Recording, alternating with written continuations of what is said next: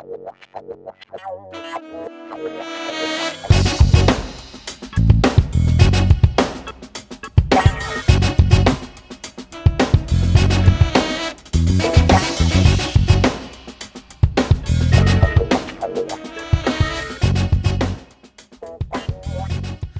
everybody. Welcome to the Fed Trend Show. This week is about RFIs, requests for information. Now, I think a lot of us have worked on them, but sometimes the question is, why am I working on it? And as I've talked to people about it recently, I think we respond to way more RFIs than we probably should. Now, I hit a point where my proposal shop at one point was 70% at capacity just working on RFIs. Now, when we started doing the actual tracking of how many of these RFIs ever turn even into bids, let alone wins, but how many of these are we actually bidding on, it was a really low number. It was in the low single-digit percentages, and the win rate was pretty much none. We were still winning things, but the things we were working on from an RFI perspective never seemed to progress to actual bids. Why? They went to a different vehicle, the requirements changed, something happened. It was one of those things where it was not being helpful for us as a company. So I'd start with talk about the different kinds of RFIs. Here's what I normally see. Sometimes you'll have it's an information sheet. If you're interested in this bid, give us your company name. I don't think that's going to get you anywhere. I don't think you're going to win any work from filling that out. But if it takes a half hour and it makes everybody feel better that they responded to this client, that they're interested in that organization, fine. Now, the other two that are much more time consuming, capabilities driven, this is almost a past performance drill. Tell me everything you've ever done that's relevant to this set of requirements. That takes a long time. If it doesn't take a long time, it means that you're just giving them stuff you've written before. That's not really all that compelling. Now, approach-driven says, we think we're going to put a requirement out for this. How do you think you might want to approach it, or anything that we, the government, should know, and how to shape the contract? That is like a miniature proposal, just without pricing. And sometimes they even ask for a rough order of magnitude. So those two are really time-consuming and need to be treated like a bid, no-bid process you would on an actual RFP. Now, I think there's a lot of cycles lost, and I think it's because we don't really sometimes apply that bid, no bid process to RFIs. So here's what I would say. If you don't have a strong yes answer to one of these questions, don't respond to the RFI. Number one, is it a down select? Does this customer historically use RFIs to send out a limited distribution RFP? If you're in doubt, call the contracting officer. Say, hey, I was interested in responding to the RFI. Do you think you're going to use this as some sort of down select? They will probably tell you if it's in their decision process of whether they've decided they are or aren't, or they're not sure.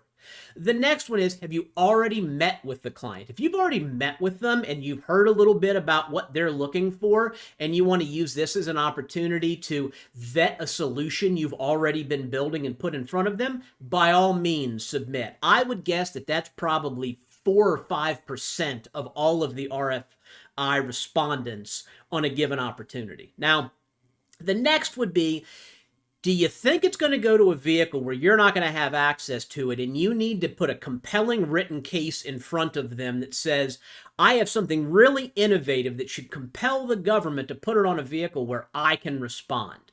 Again, that rarely ever really is successful, or rarely happens. So unless is it a down select? Have I already met with this client? Or do I think I can sway them to put it on a vehicle so I can prime? Then the default answer, in my opinion, should be no. Now, is this all industry sided? No, it's not. It's a big waste of time on the industry side, but here's who else's time it wastes: the government. If the government gets 250 RFI responses that are mostly poorly written, cut and paste from other things, or by a bunch of companies that are actually not going to respond, we're not helping anybody. So if you can't answer yes to one of those questions, I would start with no. Now, you can always take it to a bid, no bid type process and see if somebody really has a compelling reason why they think that the company should respond. Now, here's some times when you should never respond. First off, if you aren't 100% sure that somebody, that you can put a name down of who's going to follow up with the customer, at that point, it's like mailing one of these postcards to somebody's house and hope that they decide to buy solar panels.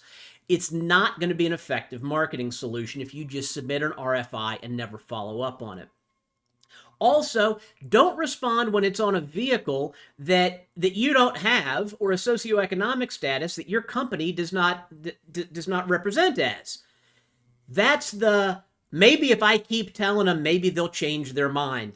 That's not going to work. That's not going to be helpful. And the last one is, if you can't even answer all of the questions or address all of the criteria in the RFI, you're going to have to be a subcontractor anyway. Don't give the government yet another RFI response to read when the answer, if you summarized it down, is basically, we're not exactly what you're looking for, but we sure would love to have this program.